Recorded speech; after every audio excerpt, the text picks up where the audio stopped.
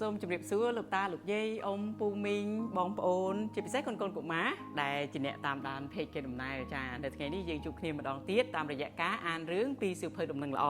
ដែលនៅថ្ងៃនេះយើងនឹងចូលដល់រឿងទី7ចាដែលខ្ញុំនឹងអានជាភាសាខ្មែរហើយកូនកណ្ឌិកានឹងអានជាភាសាអង់គ្លេសចា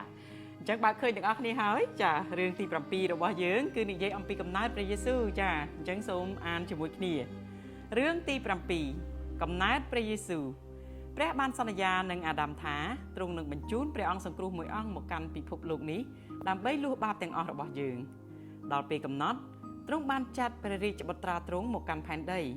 ព្រះបានជ្រើសរើសនាងម៉ារីឲ្យក្លាយជាមេដាទ្រង់ដោយអំណាចនៃព្រះវិញ្ញាណបរិសុទ្ធទ្រង់ប្រសូតជាទារកតូចនៅភូមិបេតលេហឹមជាក្រុងតូចមួយជិតក្រុងយេរូសាឡឹមដោយសារផ្ទះសំណាក់គ្មានបន្ទប់ទំនេរសោះទ្រង់បានប្រសូតនៅក្នុងក្រោលសត្វហើយគ្រែរបស់ទ្រង់គឺជាស្នុកសត្វព្រះបានប្រាប់យូសែបឲ្យថ្វាយព្រះនាមទ្រង់ថាយេស៊ូព្រោះទ្រង់នឹងសង្គ្រោះរាជទ្រង់ឲ្យរួចពីបាបទាំងអស់ព្រះបានចាត់ព្រះយេស៊ូវមកសង្គ្រោះយើងពីគ្រប់អំពើបាបទាំងអស់ព្រះគម្ពីរលូកាជំពូក2ខ1ដល់ខ21 Story 7 The birth of Jesus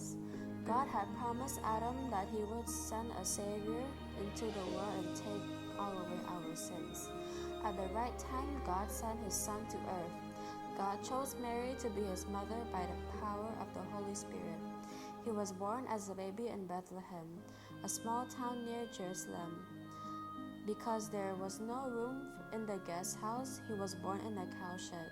and they used a feed box for his bed. God told Joseph to name him Jesus, because he will save his people from all their sins. God sent Jesus to save us from all our sins.